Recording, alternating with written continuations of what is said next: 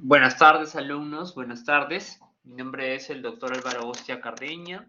El día de hoy vamos a hacer la clase de enfermedades glomerulares primarias. Disculpen la demora. Como les decía, mi nombre es Álvaro Ostia Cardeña. Yo soy médico nefrólogo del Hospital Nacional Guillermo Almendares Irigoyen. Y bueno, vamos a desarrollar el tema, ¿no? Bien.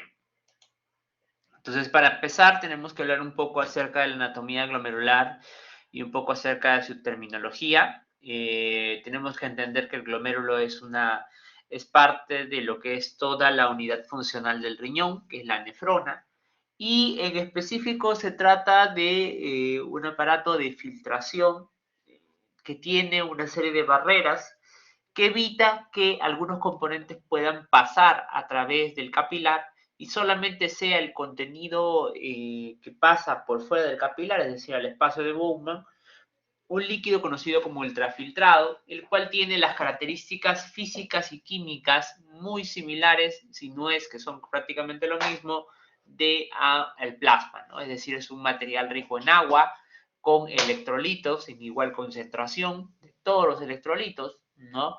Y además algunos componentes aparte de ser iónicos, ¿no? Entonces eso quiere decir que nuestro componente de líquido en el interior de la cápsula de Bowman, o mejor dicho, en el interior del espacio de Bowman, tiene las concentraciones de electrolitos y componentes de igual forma hacia el interior del capilar, ¿no?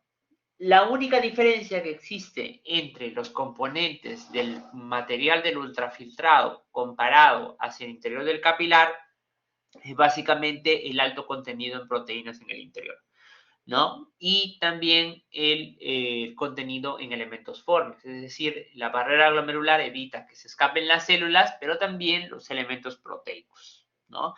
Y esto es gracias a la membrana basal glomerular, que es uno de los componentes de la barrera basal glomerular. Hay que entender que cuando nos enseñaron fisiología, nos dijeron de que la barrera glomerular tiene en realidad hasta 6 elementos. El primer elemento lo forma lo que es una capa electronegativa en el interior de la luz del capilar, que se conoce como el glucocálix.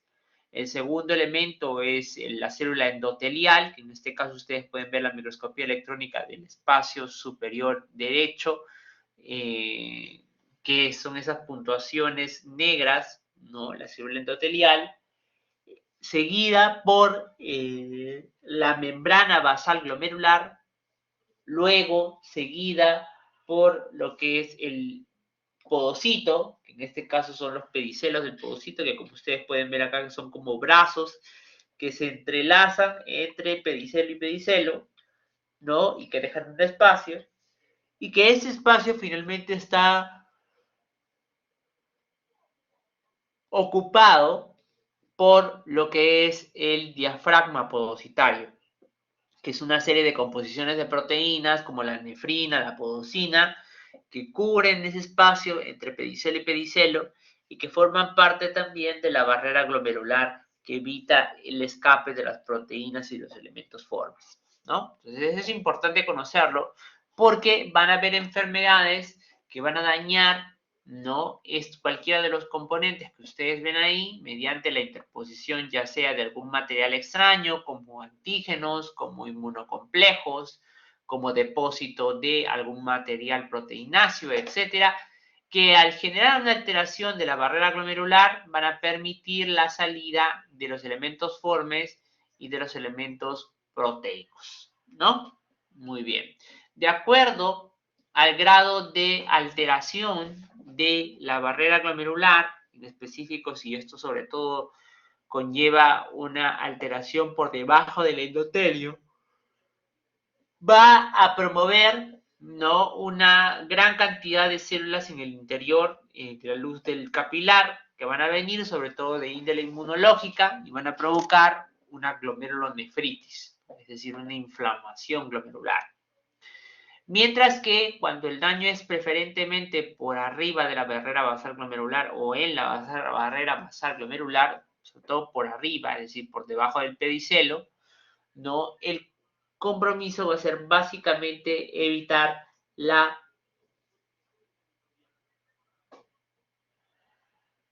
salida de proteínas, ¿no? La salida de proteínas. Es un elemento fundamental, ¿sí?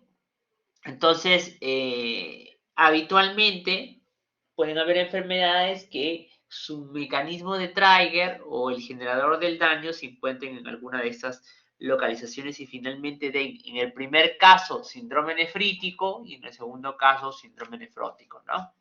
Muy bien. Entonces las enfermedades glomerulares van a ser las enfermedades que dañen el glomérulo, valga la redundancia, ¿no?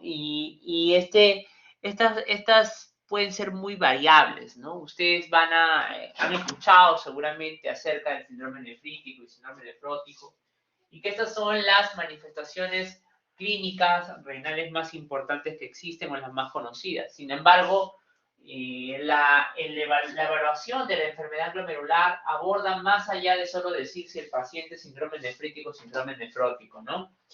Habitualmente nosotros estudiamos al paciente con la clínica, también con la biopsia renal, que es nuestra herramienta más importante en el estudio de la enfermedad glomerular, y que además nos brinda información acerca de otros daños.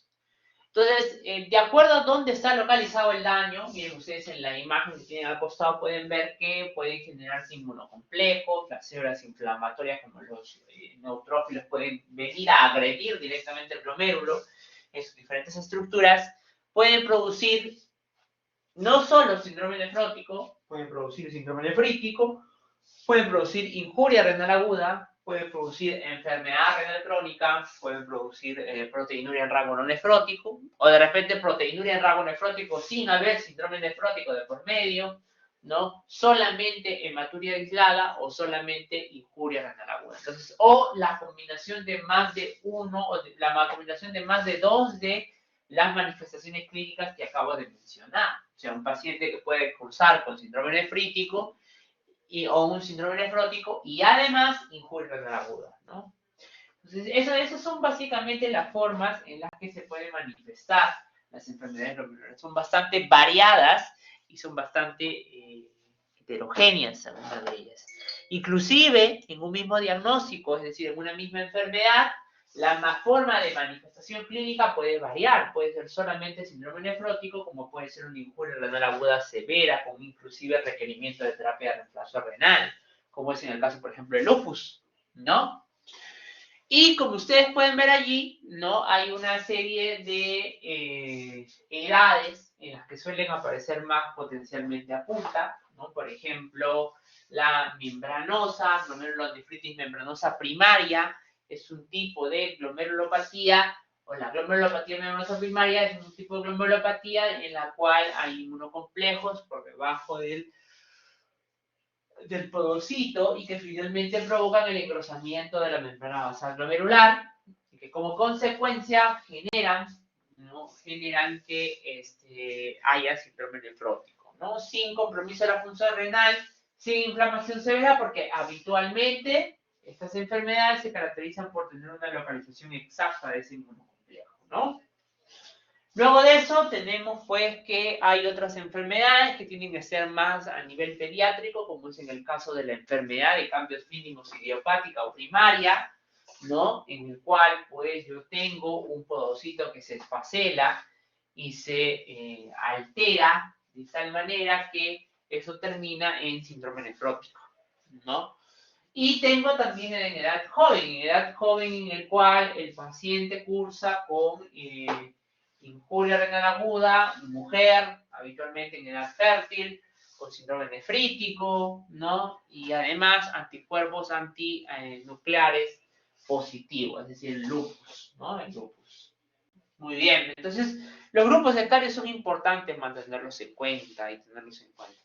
Esto habitualmente es importante decidirlo, sobre todo para sospechar una patología de otra, aunque en realidad en las glomerulopatías primarias es indispensable la biopsia renal, ¿no? Son muy pocos los casos en los cuales nosotros solo podemos hacer diagnóstico completo a través de exámenes de laboratorio y la manifestación clínica. En la enfermedad glomerular esto es un poco difícil, ¿no? No se puede hacer por la heterogeneidad de las manifestaciones clínicas de la enfermedad renal. Entonces, miren ustedes, ahí ustedes tienen que la patogenia de una enfermedad glomerular varía de cuál ha sido, pues, el tipo de daño que ha ocasionado este problema, ¿no? Observen ustedes que hay un depósito directo de inmunocomplejos, ¿no? Hacia lo que correspecta a la membrana basal glomerular, ¿no? O por debajo de la membrana basal glomerular, ¿no? Etcétera, que van a generar, ¿no? Generar daño directo sobre el podocito, sobre la célula endotelial. Observen ustedes que cuando el complejo o el inmunocomplejo o el anticuerpo se dosa debajo de la célula endotelial, no solamente provoca un daño de la célula endotelial y probablemente también hematuria, leucocituria, sino que también provoca una respuesta inflamatoria más elevada. ¿Por qué? Porque al estar el inmunocomplejo o el anticuerpo en directo contacto con las células sanguíneas que están circulando en el interior de la luz capilar, genera una respuesta de los neutrófilos, de los macrófagos, que finalmente llama a más inflamación. Y es por eso que se entiende que las glomerulopatías donde el inmunocomplejo o el agente agresor está por debajo de la célula endotelial, no tienden a cursar con síndrome nefrítico, injuria renal aguda, inflamación severa. Este, por ejemplo, es el caso del lupus, por eso el lupus se caracteriza por ese tipo de clínica habitual, ¿no? Entonces, lo primero que tenemos que hacer es entender que a pesar de lo que ustedes puedan leer en algunos otros libros de semiología o de medicina interna, ¿no? El síndrome nefrítico con el síndrome nefrótico no son mutuamente excluyentes. Hay glomerulopatías en las cuales se pueden presentar tanto con síndrome nefrítico como con síndrome nefrótico. En realidad, este primer término, el síndrome nefrítico, es un término que en realidad es tradicionalmente aceptado, pero no estándar, de forma estándar completamente definido. Porque el criterio del síndrome nefrítico involucra, ¿no?, hematuria glomerular, leucocituria, injuria renal aguda e hipertensión arterial. Sin embargo, esto no es un criterio que se cumple en todos los pacientes. Habitualmente hay pacientes que tienen solamente glomerulonefritis, o sea, o patrón de glomerulonefritis, en el cual yo tengo hematuria, leucocituria, tengo proteinuria en rango no nefrótico, pero no hay hipertensión arterial, o a veces no hay injuria renal aguda. Entonces, en este caso no se puede llamar como síndrome nefrítico, ¿cierto? Hay que llamarlo entonces como un patrón de glomerulonefritis. Es un poco difícil a veces tomar estas definiciones. A diferencia del síndrome nefrótico, donde está ya bien definido, que es un paciente que tiene proteinuria en rango nefrótico, es decir, más de 3,5 gramos por día, y que además es indispensable que se asocie a hipoalbuminemia. Pacientes sin hipoalbuminemia no se puede considerar síndrome nefrótico. Entonces tenemos que entender que el paciente con más de 3,5 no puede ser necesariamente síndrome nefrótico, a no ser que tenga hipoalbuminemia, y a veces asociado a ello, edemas, dislipidemias, hipercoagulabilidad, etcétera, ¿no? Esos son en cuanto al síndrome nefrótico, ¿sí? Hay que entenderlo sumamente bien. Entonces, miren ese cuadro que está ahí. Ese cuadro refleja las glomerulopatías en lista más o menos. Y ustedes pueden observar que, como ven allí, una glomerulopatía puede presentar las dos formas o fenotipos de enfermedad, es decir, las formas de presentación de la enfermedad. En algunos grados más síndrome nefrótico y en algunos grados más síndrome nefrítico, ¿no? Entonces eso es importante mencionarlo, ¿sí?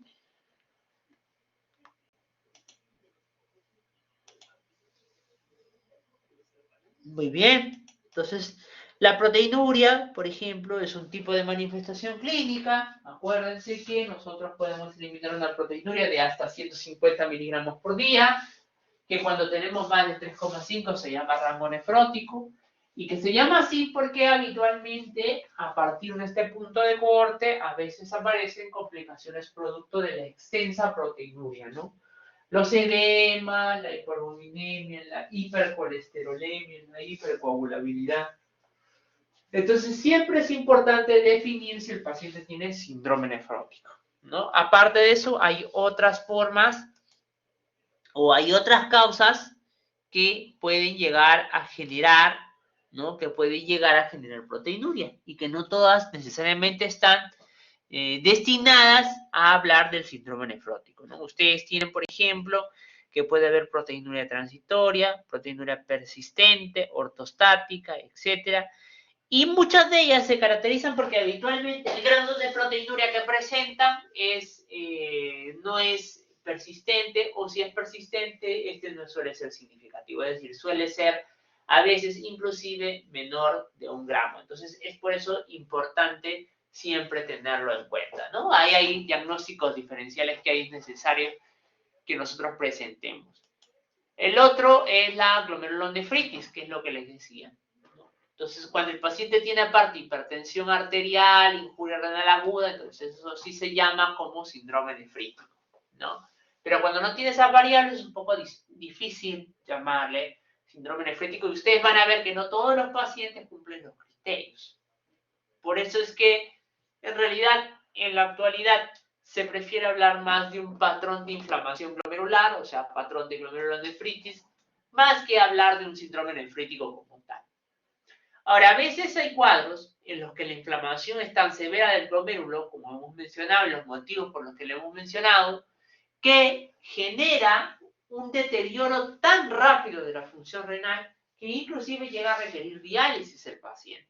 Cuando eso sucede, ese síndrome se denomina como glomerulonefritis rápidamente progresiva, ¿no? Ustedes van a ver que seguramente en estas academias, ¿no? Esto que les enseñan a veces, esto que les enseñan a banquear, ¿no? Porque ahora en la medicina se ha vuelto en el que mejor banquea. Y después en los hospitales habitualmente uno pues evidencia la tremenda ausencia de realmente de preparación a veces de medicina, ¿no? Sino más bien de quién es el que más banquea. O sea, uno en el hospital, y yo, por ejemplo, habitualmente con los mismos residentes, que necesitan una muy buena nota para entrar a la Almenara, a veces uno se da cuenta que uno puede ser un buen banqueador, pero no necesariamente tiene que ser el mejor médico, ¿no? Entonces, por ejemplo, en las academias, ¿qué les enseñan? ¿No? Le dicen, otro diagnóstico diferencial, glomerulonefritis rápidamente progresiva, ¿no? Te enseñan y te dicen focal segmentaria, membranosa, diferencia la de glomerulonefritis rápidamente progresiva. Y a uno le parece un poco difícil tratar de aprenderse cada una de ellas. Y lo primero que yo tengo que hacer es sacarme ese chip de la cabeza. La glomerulonefritis rápidamente progresiva no es una enfermedad, es un síndrome. Es como decir síndrome nefrótico, síndrome nefrítico, es como decir síndrome hematoso. ¿Por qué? ¿Qué es la glomerulonefritis rápidamente progresiva? Es un paciente con glomerulonefritis que el deterioro de la enfermedad renal es rápido y que en cuestión de menos de 3 meses ese paciente ha llegado a un deterioro de inclusive de menos de 15 de tasa de filtrado glomerular. Ahora, entonces la siguiente pregunta es cuáles son las causas de glomerulonefritis rápidamente progresiva. Y ahí sí, pues son varias, ¿no? Son el lupus, la vasculitis a la cabeza, prácticamente es la primera causa que uno suele diagnosticar, el síndrome de Gould-Pasteur, etc. Hay toda una serie de enfermedades que pueden generar la glomerulonefritis rápidamente progresiva. Entonces, la siguiente forma de clasificarlo, y más tradicional, es la glomerulopatía primaria, aquella enfermedad glomerular que solamente daña el riñón, y la glomerulopatía secundaria, que es cuando yo tengo una enfermedad sistémica que dentro de los órganos que están lesionando, el riñón es uno de ellos, ¿no? Aquí, a la cabeza, básicamente se encuentran las enfermedades autoinmunes, ¿no? Las que ya han visto seguramente con nosotros en reumatología, el lupus, la vasculitis, ¿no? Que son las dos enfermedades que más le gusta dañar el riñón, ¿no? Entonces, esto es importante mencionar. Pero bueno, la clase de ahora vamos a ver básicamente las glomerulopatías primarias, que quiere decir las enfermedades glomerulares que son básicamente, ¿no? De índole renal, ¿no? Y no necesariamente de índole autoinmune, Muy bien. Una de las primeras que está un poco en duda su existencia, diría yo, ¿no? Y digo que está en duda su existencia porque en la actualidad los nefrólogos y los nefropatólogos no nos ponemos de acuerdo si esta enfermedad se trata de una diferente o es la misma en diferentes estados evolutivos a la enfermedad conocida como la glomerulosclerosis focal y segmentaria primaria, ¿no? La enfermedad de cambios mínimos primaria es una enfermedad que se cree que es hermana de la glomerulosclerosis focal y segmentaria. Y que si no son hermanas, de repente se tratan de estadios distintos, donde la enfermedad de cambios mínimos es un estadio más temprano, ¿no? ¿Por qué? Porque en ambas enfermedades, la célula que se destruye, mejor dicho, más que se destruye, que se afecta, es el podocito. Por eso es que en la actualidad, digamos que esta es la forma de clasificación que le enseñamos a los de pregrado e inclusive a veces a los residentes, pero en la actualidad los nefrólogos estamos tratando de cambiar estas terminologías por las podocitopatías, o sea, las enfermedades que dañan al podocito. Y aquí están pues la enfermedad de cambios mínimos, la glomerulosclerosis focal y segmentaria, etc. Esta enfermedad habitualmente nosotros los nefrólogos de adultos no la vemos mucho porque en el adulto es algo muy poco frecuente. Cuando aparece generalmente es secundaria, o sea que hay algún daño externo que ha provocado como resultado la injuria del podocito manifestada como enfermedad de cambios químicos, ¿no? Pero habitualmente es secundaria. En el caso del niño, esta enfermedad es frecuente. Bueno, más que frecuente, suele aparecer en este grupo etario. Tan frecuente es que habitualmente un niño que está entre los rangos etarios, que presenta síndrome nefrótico, que además se caracteriza por no tener,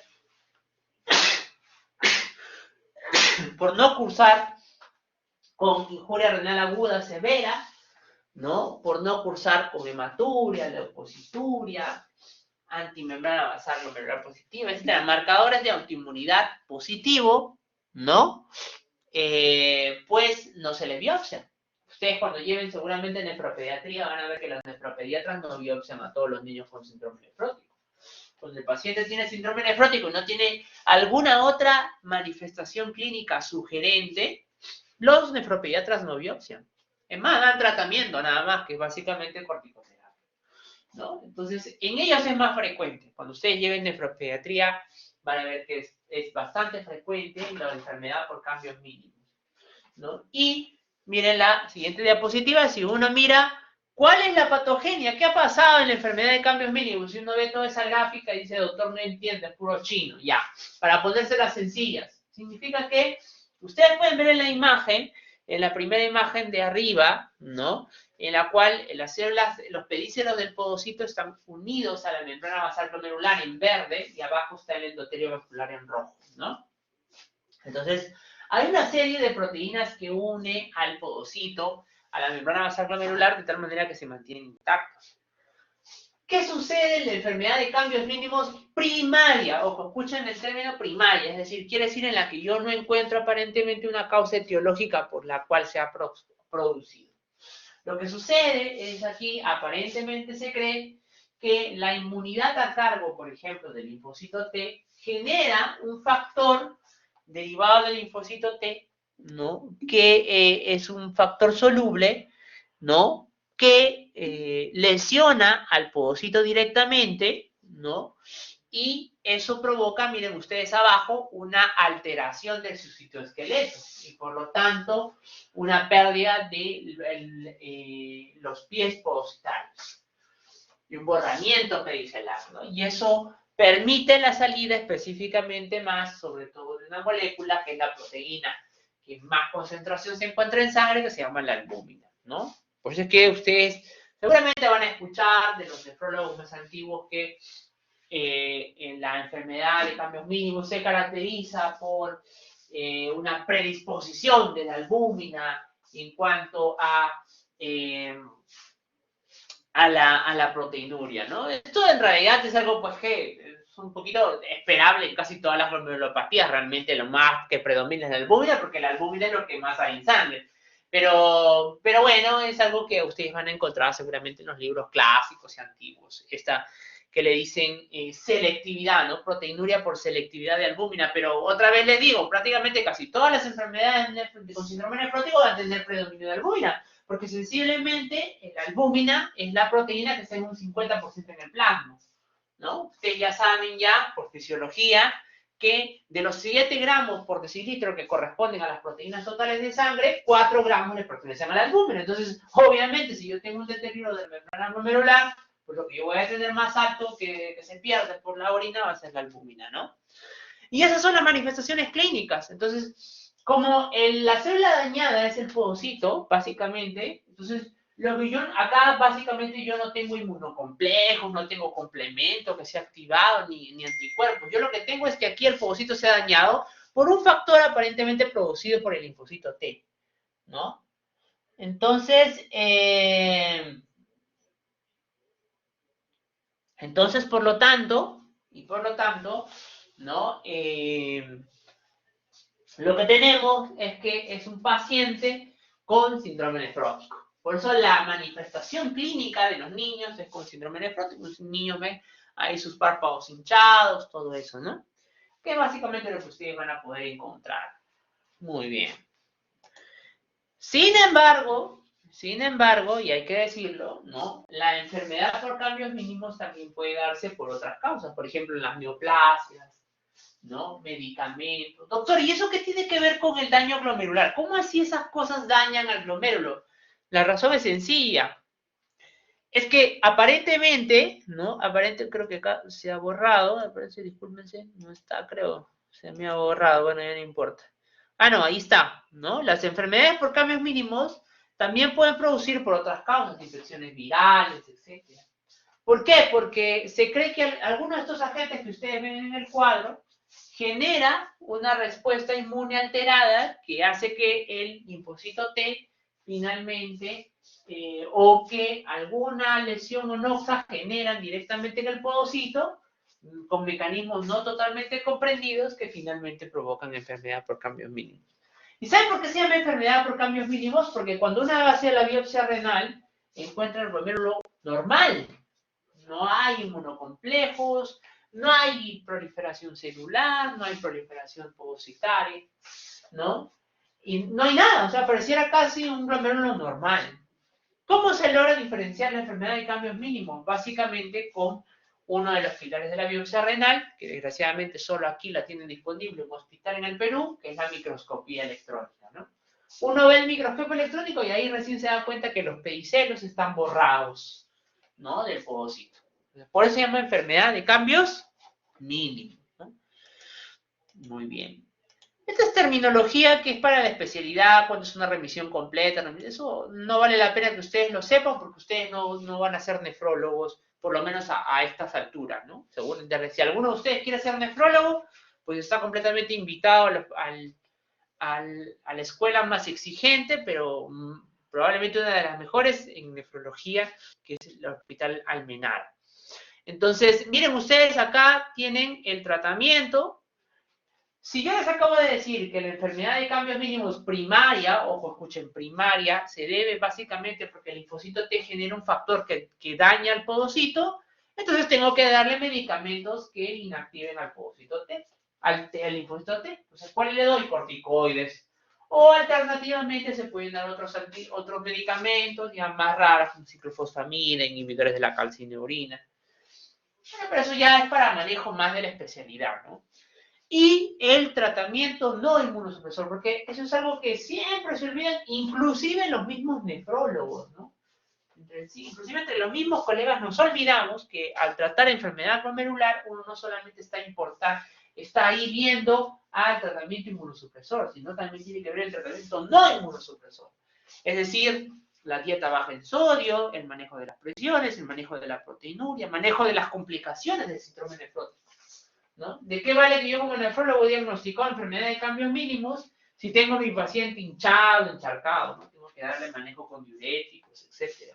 Y disminuir proteinuria mediante también el uso de los inhibidores ECA o los ARA2, porque actúan sobre las arteriolas para disminuir la fracción de filtración, que es el principal componente que genera el aumento de proteinuria, ¿no?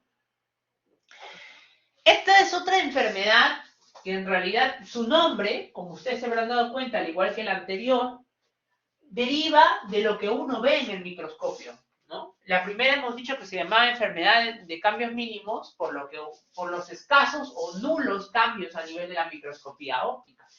De igual forma, esta enfermedad se llama así por lo que el patólogo ve en la microscopía electrónica, que es glomerulosclerosis focal, porque daña menos de los 50% de los glomérulos, y segmentaria, porque menos del 50% de cada glomérulo dañado, ¿no? Y glomerulosclerosis porque uno puede ver la formación de sinequias o esclerosis a nivel del glomérulo. Se dice que basta que uno encuentre una esclerosis en uno de los glomérulos de la muestra de la biopsia para considerarlo como glomerulosclerosis focal y segmentaria. ¿Y aquí cuál es el asunto?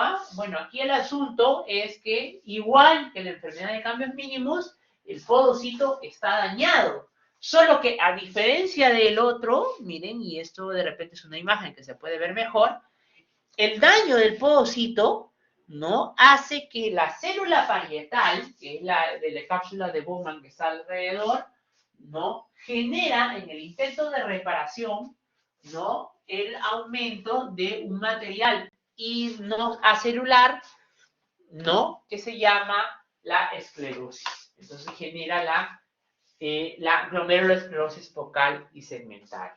¿Ok? ¿Ven? Pero básicamente el daño es el mismo. Miren ustedes, ahí tienen lo mismo. Hay un factor circulante que ha ido al podocito y lo ha dañado. ¿Cuál es este factor circulante? No lo hemos detectado. Por ahí hay algunos reportes de las moléculas que ustedes ven ahí, SUPAR, CLFE, microRNA, pero todavía en estudio y todavía no se sabe la causa en sí, por qué se genera. Solo se sabe que al igual que es la enfermedad de cambios mínimos, se trata de un factor circulante que le gusta dañar al podocito. Y que al dañar al podocito, pues, provoca la síndrome nefrótico. Por eso es que en la actualidad les decía que estas dos enfermedades se cree que de repente la enfermedad de cambios mínimos es el estado preevolutivo de la glomerulosclerosis focal segmentaria, es como un estadio temprano, ¿no? Pero no, eso no está del todo claro. Y esta enfermedad habitualmente es más frecuente en adultos. Esta sí es una enfermedad relativamente frecuente en adultos. Ustedes van a ver que a veces también, ¿no? Lo que les enseñan en el CTO y lo que desgraciadamente también preguntan a veces en los exámenes de la residencia, ¿no? Del internado, dicen los clásicos, lo de los bancos. La causa más frecuente de síndrome nefrótico en adultos es, dicen, ¿no? Diabetes, 2, nefropatía membranosa, ¿no? Eso lo vienen enseñando creo que desde décadas, desde cuando alguna vez creo que yo entré a la universidad, creo, alguna vez, ¿no? Hace tiempo ya. Y lo siguen enseñando como tal. Y en realidad eso no es así. La causa más frecuente de síndrome nefrótico por una glomerulopatía primaria es la glomerulosclerosis focal y segmentaria. ¿No? Es la causa más frecuente. Entonces, es bien importante considerarlo, ¿no? Muy bien, ahora, doctor, hay glomerulosclerosis, usted me dice glomerulosclerosis focal y segmentaria primaria, porque ese es el nombre, primaria. Porque si yo no le pongo primaria, puedo decir que puede ser secundaria. Y decirle que es secundaria, estoy diciendo que hay alguna otra causa por la cual el pedocito se ha dañado. Y no ha sido necesariamente este factor circulante, sino ha habido alguna noxa que ha generado daño directo al podocito que finalmente ha provocado glomerulosclerosis focal y segmentaria. Porque acuérdense, el nombre de la enfermedad básicamente refleja solo lo que tú ves en la biopsia, no está reflejando la causa de la enfermedad, ¿no? Esto es. Por eso nosotros tenemos a la mejor nefropatóloga del Perú, más experimentada a nivel del país, que es la doctora Julia Zumire, brillante patóloga. No tenemos el honor en el Hospital Almenara de poder contar con ella, y ella, pues, ¿no? Siempre nos dice a los nefrólogos a veces, ¿no? Hay que recordar que la glomerulosclerosis focal y segmentaria no es una enfermedad, es un patrón de injuria, o sea, es lo que yo puedo ver en la microscopía óptica. ¿Y cuál es la labor del nefrólogo? Es saber cuál es la causa. Y cuando tú no encuentras la causa, pues le dices primaria. Y como no le dices, como sabes que es primaria, le das el tratamiento inmunosupresor y todo ello, ¿no? La manifestación clínica más evidente, pues es el síndrome nefrótico. Ahora, ¿hay clasificación histológica? Sí, pero la verdad es que no vale la pena enseñarles a ustedes. Miren, en verdad ni siquiera vale la pena enseñárselas al residente, porque en realidad no han demostrado tener ninguna utilidad el hecho de andar clasificándola a la glomerulosclerosis focal y segmentaria. Pero se enseña a veces por una cuestión tradicional. Sin embargo, hay que aprender a aprender lo útil para fines del tratamiento y el diagnóstico del paciente. Entonces, miren, la manifestación clínica más frecuente es la del síndrome nefrótico. El síndrome nefrótico severo, habitualmente se dice que en la primaria el síndrome nefrótico suele ser de inicio abrupto, básicamente con clínica evidente de síndrome nefrótico, es decir, con edema bastante marcado, ¿no? Hipoalbuminemia severa, perfil lipídico alterado, etcétera, ¿no? Y todo, pues, una serie de complicaciones producto del síndrome nefrótico. Y que miren ustedes, clínicamente se va a parecer entonces muy parecido a quién? A la enfermedad de cambios mínimos, ¿no? Y el tratamiento, igual, pues, ¿no? Si yo estoy creyendo que, o al menos hasta lo que se ha visto, se cree que el factor de permeabilidad que rompe al podocito o que daña al pedicelo podocitario es un factor generado por el linfocito T, pues entonces le doy tratamiento inmunosupresor. Por eso el tratamiento es básicamente uno o corticoides o dos inhibidores de la calcineurina, ¿no? La otra glomerulopatía primaria es la nefropatía membranosa. Esta sí es un poco más interesante. A ver, aquí lo que sucede es que en la membrana basal glomerular se posan debajo del podocito, se posa ya sea el anticuerpo o el complejo antígeno-anticuerpo, ¿no? O en la membrana basal glomerular, donde el podocito se encuentra el antígeno que llama a más anticuerpos, ¿no?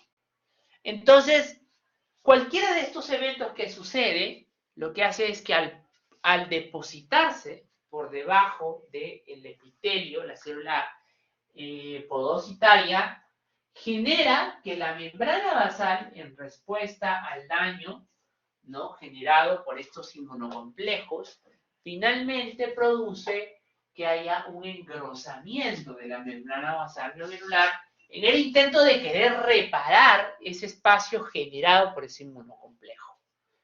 Entonces, ¿qué pasó? Que eso genera el engrosamiento de la membrana basal glomerular. ¿Y cómo se ve? Como lo que ustedes pueden ver en la imagen. La membrana basal glomerular engrosada.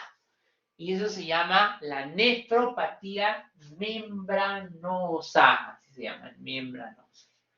Ahora, observen que yo hasta aquí les he dicho que hay diferentes formas mediante el cual o el anticuerpo puede llegar allí, o el antígeno hace que se pose al anticuerpo, o el antígeno-anticuerpo, los dos unidos, llegan hasta el glomérulo para depositarse, ¿no? ¿Eso de qué deriva? Que hay diferentes causas por las cuales se puede producir una nefropatía membranosa. Pero en la nefropatía membranosa primaria, el problema que aparentemente hay es que el podocito tiene una proteína que se cree que es el receptor de la fosfolipasa 2, que en algunas personas hace que se desarrolle un anticuerpo, que es el anticuerpo contra el receptor de la fosfolipasa 2. Se posa a nivel de la membrana basal glomerular, específicamente debajo del podocito, y produce pues todo ese cambio de engrosamiento, etcétera, ¿no? Eso es lo que pasa en la primaria. Y en las secundarias, cualquier evento noxa que haya generado los anticuerpos en las distintas formas en las que se posan a nivel del glomérulo, ¿no? Y ahí ya están, miren, ahí están todas las causas secundarias. O sea, ¿por qué un paciente puede ser membranosa sin ser primaria. O sea, ¿cuál puede haber sido la causa de la formación del inmunocomplejo?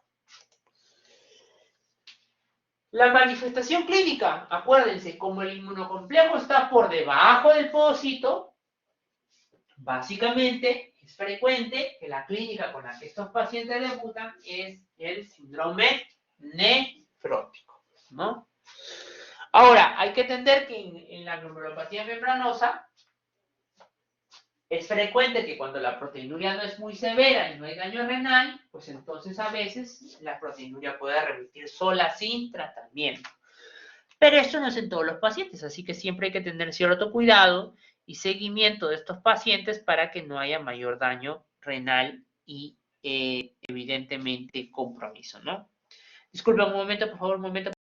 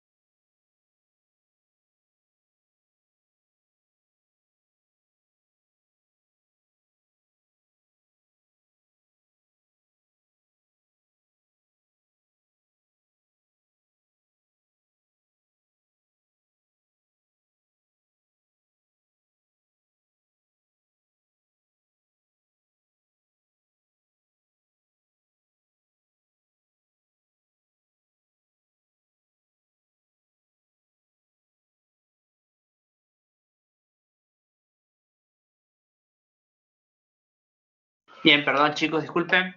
Muy bien, entonces como les decía, en la nefropatía membranosa, ustedes como pueden ver acá, tienen un engrosamiento de la membrana basal glomerular. Miren ustedes cómo se ve allí en la microscopía electrónica. Pueden ver los depósitos de los inmunocomplejos inmediatamente por debajo de lo que viene a ser, ¿no? El podocito, y además un engrosamiento de la membrana basal glomerular, producto de que esta membrana reacciona contra el proceso de injuria que se está dando en ese momento, ¿no? Entonces, evidentemente, la clínica que va a tener nuestro paciente es síndrome nefrótico.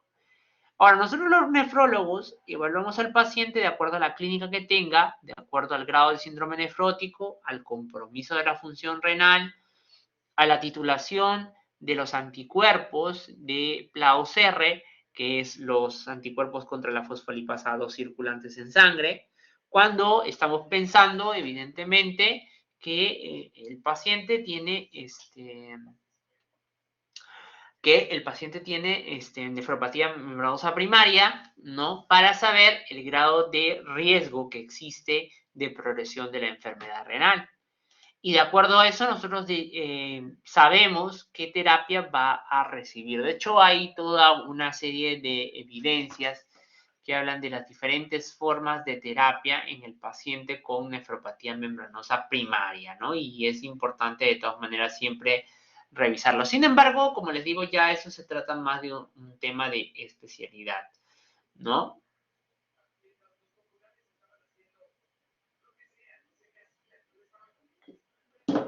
Muy bien. Ahora, ¿cuál es el tratamiento? Pues el tratamiento inmunosupresor también igual, ¿no? Aquí sí no damos corticoides solos, aquí damos corticoides con inhibidores de la calcinurina o corticoides con rituximab, ¿no? Que es últimamente la terapia ABOGA que se está llevando, que es un biológico que básicamente es un inhibidor de los receptores de CD20, ¿no?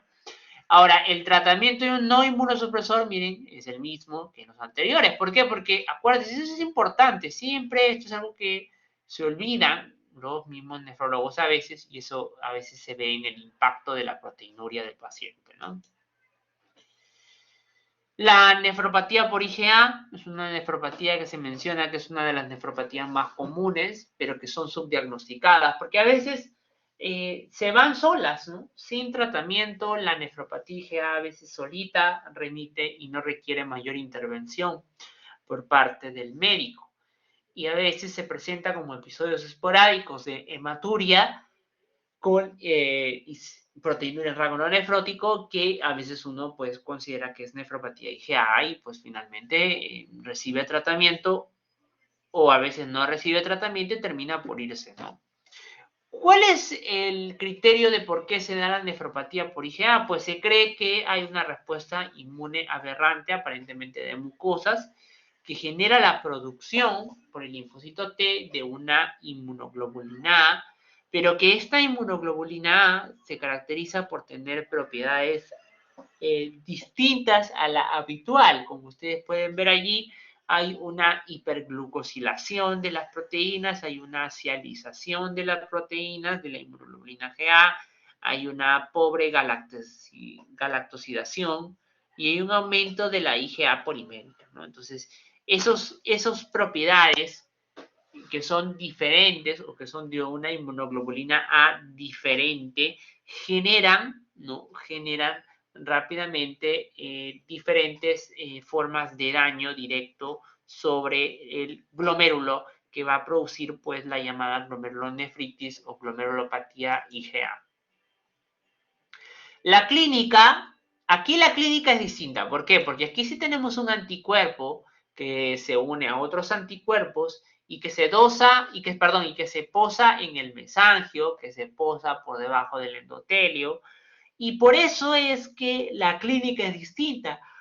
Acuérdense ustedes que siempre la clínica refleja el tipo de daño o dónde está el daño en el glomérulo. Entonces, 40-50% habitualmente hacen episodios recurrentes de hematuria porque hay una pérdida del endotelio vascular con pérdidas de eritrocitos a veces, ¿no? Rupturas, hay en un 40% hematuria con generalmente proteinuria leve, casi en un 10% algo sumamente rápido, algo sumamente raro, que es el síndrome nefrótico o la glomerulonefritis rápidamente progresiva, ¿no?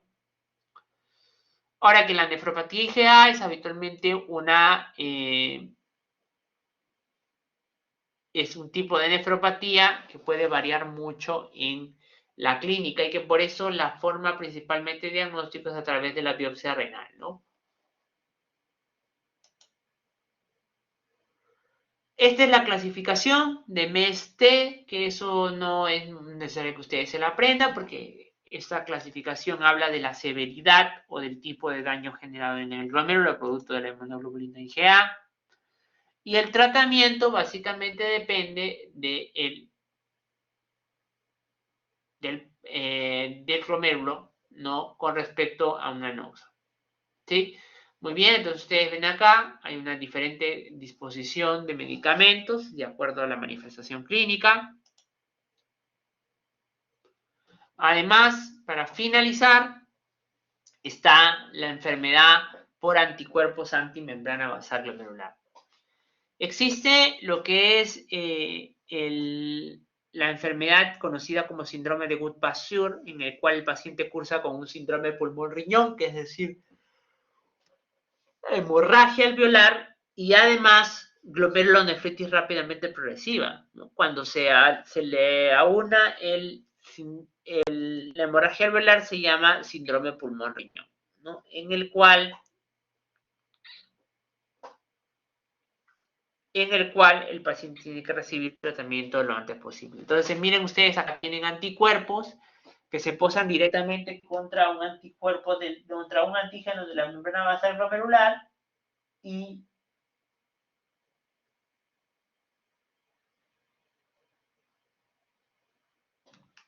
muy bien.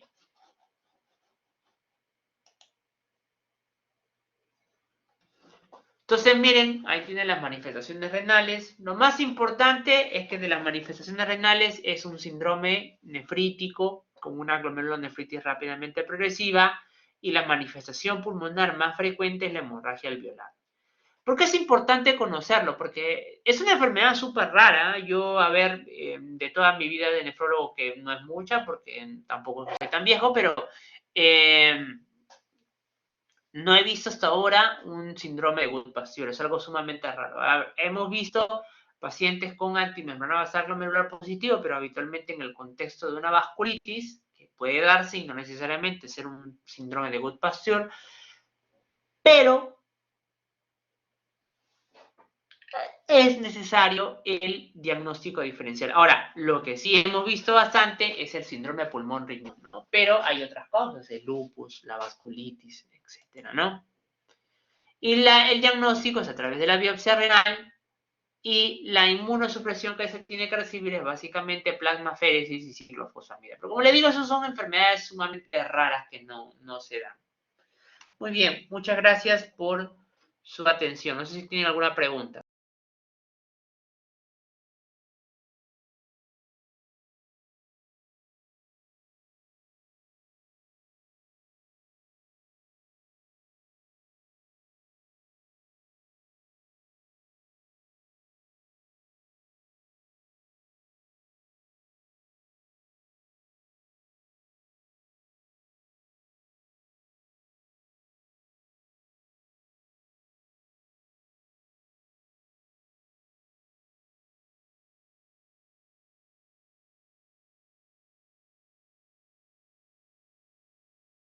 Muy bien, si no hay más preguntas, entonces muchas gracias a todos por su tiempo.